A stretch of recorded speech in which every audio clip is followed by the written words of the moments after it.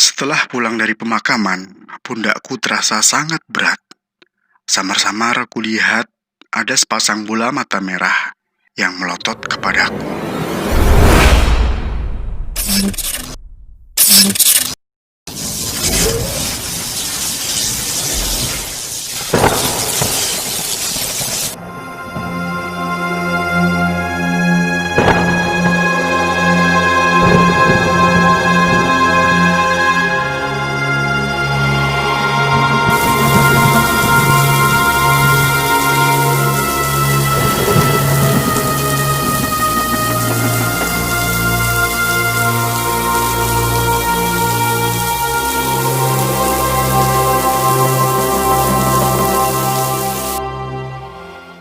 Assalamualaikum warahmatullahi wabarakatuh.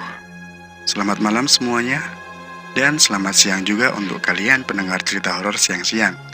Bagaimana kabarnya? Semoga selalu sehat dan diberikan rezeki yang lapang. Amin.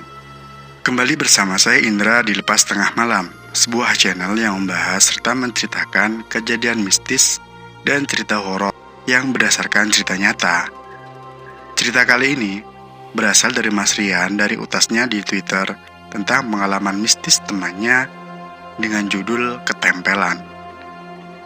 Tak bosan-bosan saya ingatkan buat kalian yang suka dengan cerita-cerita horor, jangan lupa like, subscribe, dan nyalakan loncengnya, karena Lepas Tengah Malam bakal terus menemanimu dengan cerita horor yang menarik untuk disimak.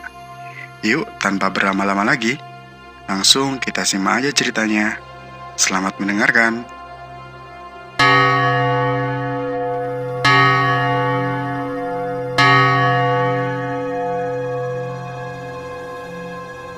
Sebelumnya, gue mau bilang bahwa ini adalah cerita dari seorang sahabat yang tak mau disebutkan namanya, karena satu dan lain hal. Juga, nama tempat akan gue samarkan demi kenyamanan sang pemilik cerita. Oke, langsung kita mulai ceritanya. Kejadian ini belum lama terjadi, bulan Mei lalu, ketika aku baru saja pulang dari pemakaman Bude. Saat itu, aku merasa terpukul mendengar kepulangan Bude. Betapa Bude adalah seorang yang begitu baik padaku. Juga memang memiliki wajah yang mirip dengan ibu.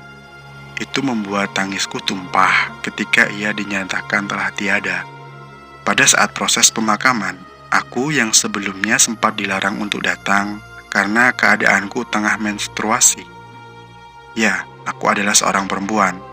Menurut kepercayaan penduduk sekitar atau umum, bila perempuan tengah menstruasi, tidak boleh menghadiri pemakaman. Sebelumnya, aku tak berani untuk bercerita tentang hal ini, karena ketika aku kembali mengenang atau bahkan bercerita, rasanya pikiranku selalu dihantui oleh hal-hal yang aku alami pada saat itu, dan rasanya begitu menyeramkan. Kemudian, tiba-tiba keponakanku menelpon. Katanya ia sering membaca tweet-tweet yang dibuat oleh Mas Rian, dan katanya dia berasal dari kota yang sama denganku.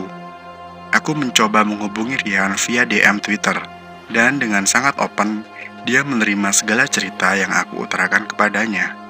Setelah pulang dari pemakaman, pundakku terasa sangat begitu berat. Samar-samar kulihat dalam pandangan ada sepasang bola mata merah yang melotot ke arahku. Aku mencoba untuk memalingkan pandang darinya. Kemudian, kepalaku terasa begitu pusing, badanku rasanya begitu sakit, panas, dan terasa tak karuan. Aku mencoba merebahkan diriku di atas kasur. Ibuku menghampiriku seraya bertanya, "Kenapa? Kamu kenapa?" Tapi suaranya begitu kecil dan samar-samar di telingaku. Aku mencoba membuka mata dan pandanganku buram. Di depanku, tepat di depan mataku, ada sosok hitam bertaring panjang, tengah melihatku dengan pandangan melotot, sama seperti saat di pemakaman tadi. Aku menjerit sekencang-kencangnya. Kemudian, badanku diguncang-guncangkan oleh ibuku, tapi aku tak berani membuka mata. Lalu ada suara anak kecil, dan aku mengenal suara tersebut. Ya, itu adalah adikku Ia masih berusia 5 tahun. Saat adikku masuk ke dalam kamar, ia berteriak, "Jangan, kakak jangan ditarik-tarik." Kemudian aku pun memaksakan diri untuk bangun. Ibuku bertanya, "Mau kemana?" Aku menjawab, "Kamar mandi." Aku terus diikuti si bayangan hitam yang berwajah seram ini. Bahkan saat di kamar mandi, ia mencekikku. Aku berteriak dan semua orang pun menghampiriku. Adikku mengetahui hal tersebut. Ia berniat untuk memukulnya dan berkata, "Jangan cekik." Tapi yang ia pukul adalah tubuhku. Aku semakin merasa kesakitan. Ibuku menelpon seluruh anggota keluarga, hingga keadaan di rumahku pada sore itu berubah menjadi ramai.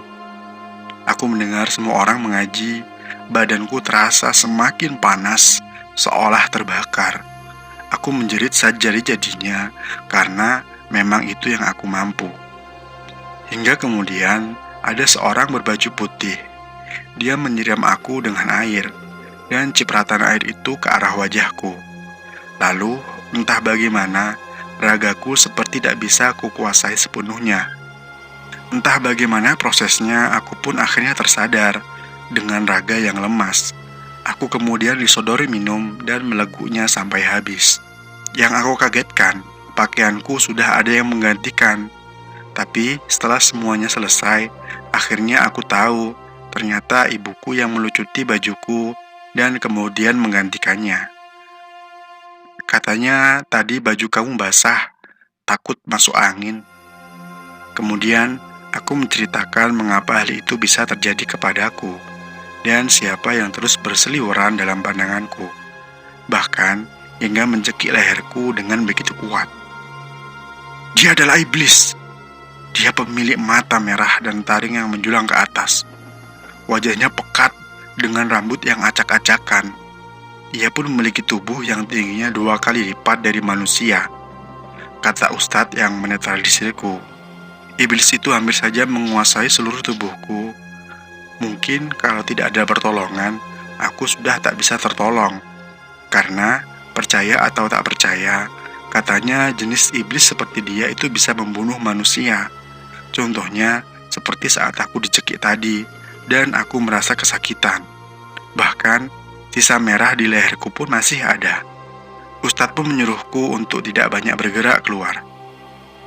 Karena memang iblis itu masih berkeliaran dan mengincarku. Aku yang tengah menstruasi, mudah dicium keberadaannya oleh iblis tersebut. Jangan sampai kejadian itu terjadi lagi, karena bisa saja lebih bahaya dari kejadian yang aku terima saat pertama kali." Sang ustadz pun menjalankanku untuk mandi dengan air bunga yang telah ia beri doa agar menghilangkan segala gangguan setan.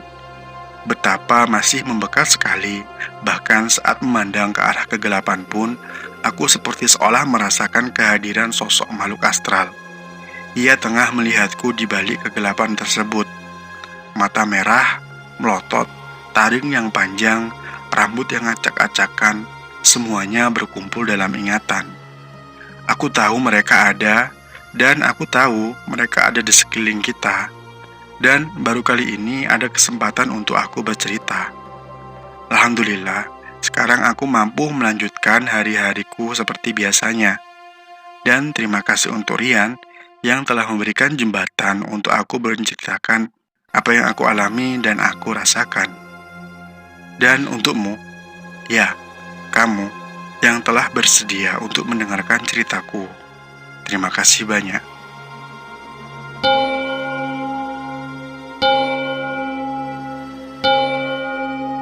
Demikian cerita kali ini udah selesai. Saya ucapkan terima kasih untuk kalian yang setia mendengarkan podcast Lepas Tengah Malam. Kalau kalian punya pengalaman apa, coba jawab di bawah ya. Atau kalau ingin ceritanya di-share di sini, bisa kirim via email ke lepastengahmalam@gmail.com. Sekian, saya Indra, undur diri dulu. Terima kasih. Wassalamualaikum warahmatullahi wabarakatuh.